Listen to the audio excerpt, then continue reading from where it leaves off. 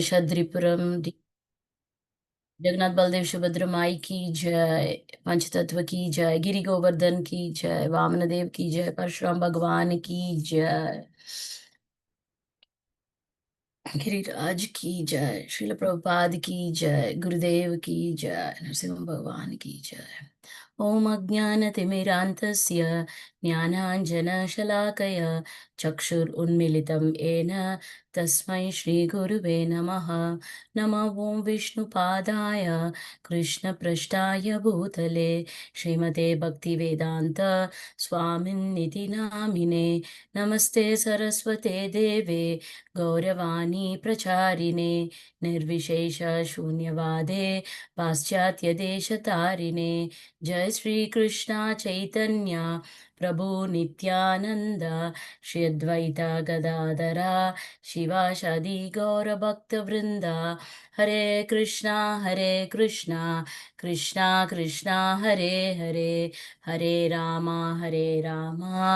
Ram Ram Hare Hare. Hare Krishna devotees, today we will be seeing 15.6. Yeah. न तद् भासयते सूर्यो न शशङ्को न पावकः यद्गत्वा न निवर्तन्ते तद्धाम परमं मम। न तद् भासयते सूर्यो न शशङ्को न पावकः यद्गत्वा न निवर्तन्ते तद्धाम परमं मम। Translation: that supreme abode of mine is not illuminated by the sun or moon, nor by fire or electricity. Those who reach it never return to this material world. Anyone wants to read the shloka once? Mataji's, Prabhu's? Hare Krishna Mataji, Hare can Krishna. I? Hare Yes, Krishna. Mataji. Go ahead. Yeah, read it, please. Nirmala Mataji, you wanted to read, please go ahead. Hare Krishna. Hare Yeah, Krishna Nirmala Mataji. Mataji. Yeah, Dandavat Pranam Mataji. Dandavat Pranam Mataji. Please read. Yeah. Hare Krishna. न तद्भास्यते सूर्यो न शशाङ्को न पावकः यद्गत्वा न निवर्तन्ते तद्धाम परमं मम. Translation by His Divine Grace Srila Prabhupada ki jai. That supreme abode of mine is not illuminated by the sun or moon, nor by fire or electricity. Those who reach it never return to this material world. Hare Krishna, Dandavat Pranam Mataji. Preeti Mataji, thank you very much. Hare Krishna. Thank you. Jai. Yes. So here Krishna is giving us some very few details about the supreme abode, how it is, and what happens to the person who goes to the supreme abode. Here he just says, Tad Dhama Paramam Mama, my divine abode, my supreme abode. What happens? Na tad bhashayate suryo.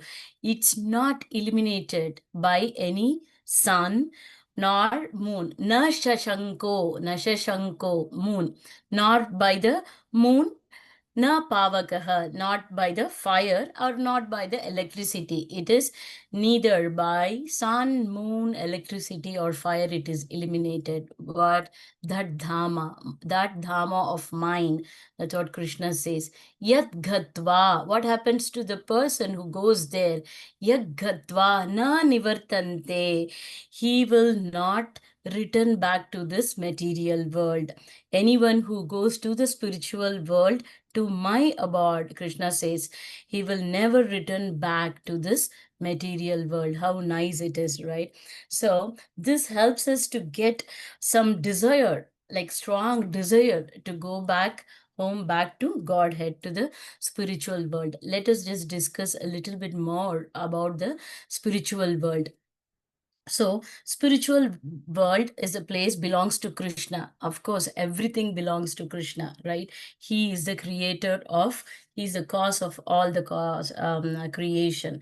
So it is especially meant, this spiritual abode is especially meant for those beings who attain perfection, who are always in the mood to serve the Supreme Personality of Godhead. Always wanted to serve the lotus feet of Lord. Always wanted to make the Lord happy for his pleasure. The living entities work on. So this abode is meant for them. That is self-illuminated. That doesn't need any moon or a sun or a fire or any light, how we use in our planet, right? So here in this planet where we live, it is completely pitch dark.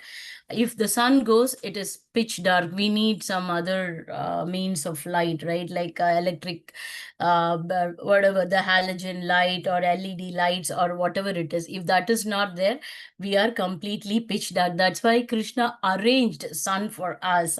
So we need a sun. Here, it is naturally in this planet Earth, it is completely dark. That is why the arrangement of sun is there for us. And in each universe, there is only one sun, how Krishna has arranged. That illuminates all the planetary systems here. So, but in the spiritual world, how it is, there are innumerable number of Vaikuntha planets, innumerable number of Vaikuntha planets. And the topmost of the Vaikuntha planet is the Krishna Loka, Goloka Vrindavan, right? So what about all the Vaikuntha planets in the spiritual world? They are all self-illuminated. They don't need a sun or a moon or any source for getting illuminated. That's what Krishna says here. Na tad bhashayate suryo, na shashanko na pavakaha. For that Dhamma, for his spiritual board, it is not needed. It is all the Vaikuntha, innumerable Vaikuntha planets are all self-illuminated. And Goloka is on the top of all the innumerable Vaikuntha planets. So, how does that happen? The effulgence of Krishna gets spread to all these places. That's why it is self-illuminated. Definitely, that effulgence, Krishna's effulgence, is spread all over his creation. But what happens in our material existence is it is covered actually by the material covering. This material existence is completely covered by the material covering, that Maha Tattva, right? So that is why this place is completely dark. In Lord's creation, 1/4 of his creation is the material world and 3/4 is the spiritual world. They say, right, ek pad vibhuti. That is 1/4 of Krishna's creation is the material world. Here it is being covered by the Mahatattva. That material covering is there. That's why it is dark. That effulgence cannot reach. It is covered. So that's why Krishna has arranged a sun for us for the lightning. These are like material existence is not self-illuminated, whereas this material world is not self-illuminated, whereas all the Vaikuntha, all the spiritual world is self-illuminated and they don't need the sun or a moon or any fire source for illumination. That is the detail Krishna gives here, especially in this shloka. Prabhupada also says here, as long as a living entity is in this dark material world, he is conditioned life. He is in conditioned life. But as soon as he reaches the spiritual sky, by cutting through the false perverted tree of this material world, he becomes liberated. Then there is no chance of his coming back here. In his conditioned life, the living entity considers himself to be the lord of this material world. But in his liberated state, he enters into the spiritual kingdom and becomes an associate of the Supreme Lord. There he enjoys the eternal bliss. Here in the material world, the living entity wanted to exploit everything, right? He thinks like everything, whatever he sees, it is only for his own sense enjoyment, right? So that is the mood. That is the mood of the living entity in the material world. Why it is like that? Because of the conditioned. He's been conditioned so that he doesn't know the real identity. He's been conditioned. Whatever he sees, whatever he thinks he wanted to exploit everything for his own sense gratification. But the reality is everything belongs to Krishna. Everything has to be used only for the service of Krishna. This is the mood of the Krishna conscious person, but that is the reality. And one should always use everything, whatever he sees and whatever he comes across, only in the service of the Supreme Lord. So there are the attitudes of the person in the material world, and the person who is in the spiritual world is completely different. The person who is in the material world, whatever he sees, he has a very selfish motive. He wanted to exploit everything and use everything for what? For his own sense gratification. Whereas the person in the spiritual world, whatever he comes across, whatever he sees, he uses that. How can I use this for pleasing my Lord? He thinks always, his attitude is always in the service mood, right? So how can I give pleasure to Krishna? So that is the difference between the person who's in the spiritual world and the material world. Here Krishna promises, the person who comes to my abode, he never returns back to this material world. That is very promising, and that really motivates us to go back home uh, back to Godhead, right? So when a person starts, how does this transformation happens? The attitude of a person, that selfish attitude to the selfless attitude, how does that happens is because only by practicing devotional service. That is something like a magic. When that devotional service is being practiced, then automatically the result of devotional service will be surrender.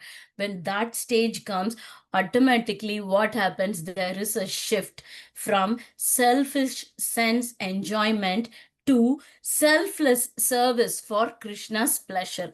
That mood completely shifts like a magic. When will that happen? Only when the devotional service is practiced steadily and sincerely. When that happens, then automatically this shift will happen. So what is our job? Our job is to practice devotional service.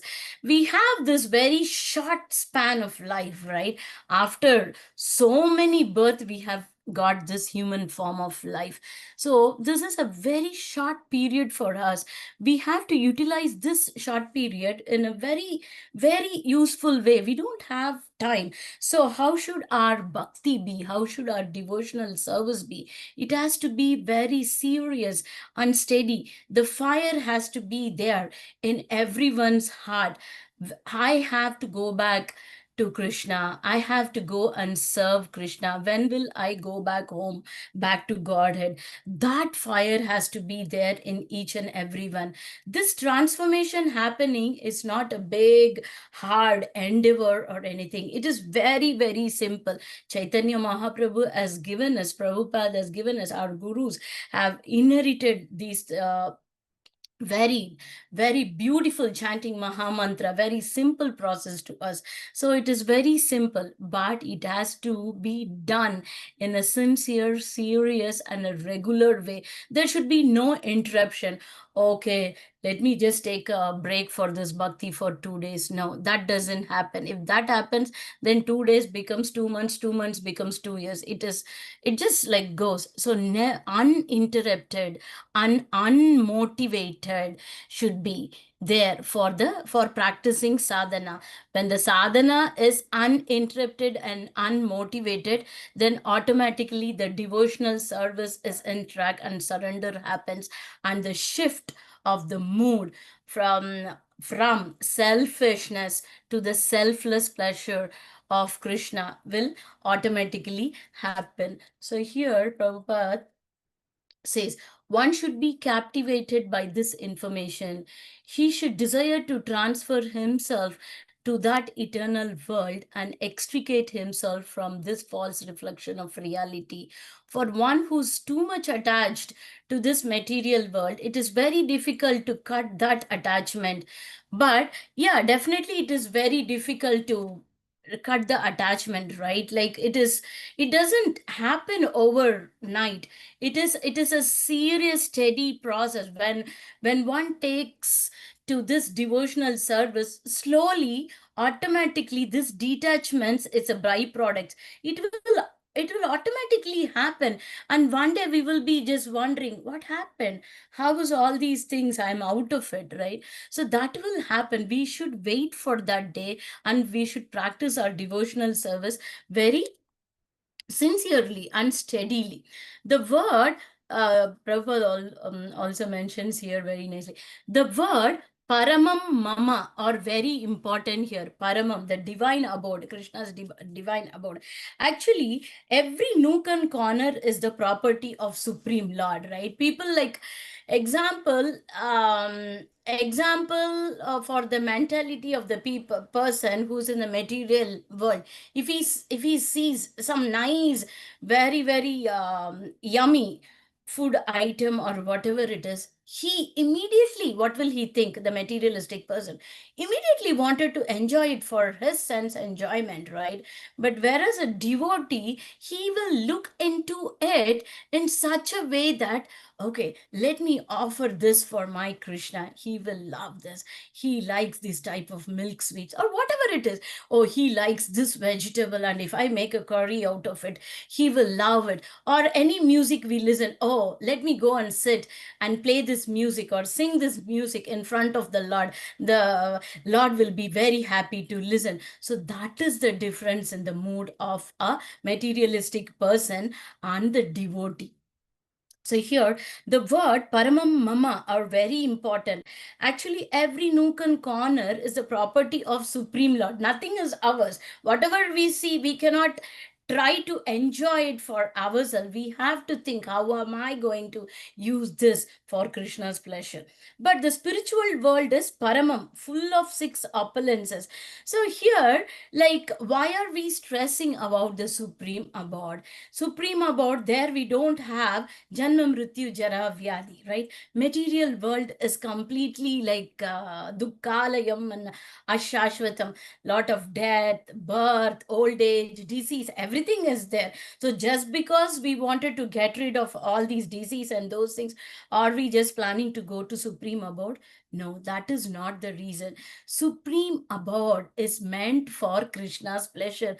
There we can just happily serve Krishna. That is the mood we should have. Like we are completely out of all this Janma Mrityu Jara Vyadi. And when we have that selfless motive, and there we are in the company of Krishna, Krishna is there in the spiritual abode. That is the main thing why we have to go to spiritual world, and we are going to serve Krishna there in the spiritual world. That is the beauty of going back to that Paramam Mama, Krishna says, right? That is the beauty there. Paramam, that Dhamma. This one, the supreme abode, how it is also been explained in Katha Upanishad. It's also saying the similar thing. Katha Upanishad 2.2.15. It also confirms that in the spiritual world, there is no need of sunshine, moonshine, or stars. The shloka goes like this: Na tatra suryo bhati na chandra tarakam. It is not needed. The sun or moon or stars, nothing is needed in that Paramam Mama, that supreme abode. Everything is self-eliminated.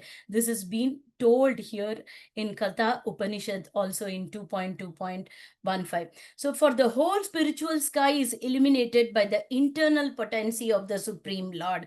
That supreme abode can be achieved only by the surrender and by no other means. This is Prabhupada's purport. So that supreme abode is attained only by the devotional service, the surrender. When the devotional service is practiced seriously and sincerely without a break, uninterrupted, unmotivational, when that is done, automatically the surrender is done and the gateways are open for us to go back home, back to Godhead. That is the supreme abode. Very nice. Serving Krishna and being very happy. So today's shloka is all about the supreme abode of Krishna, and he just gave us a very nice detail about that and what happens to the person who goes there. He never comes back to this material world. Thank you, Matajis and Prabhujis, for giving me this great opportunity today. Any doubts and comments, please welcome. Vancha kalpatarubhyascha kripa sindhobhya vacha patitanam pavanebhyo vaishnavebhyo namo namaha. Thank you, Matajis. Thank you, Prabhu. Hare Krishna Ratna Mataji.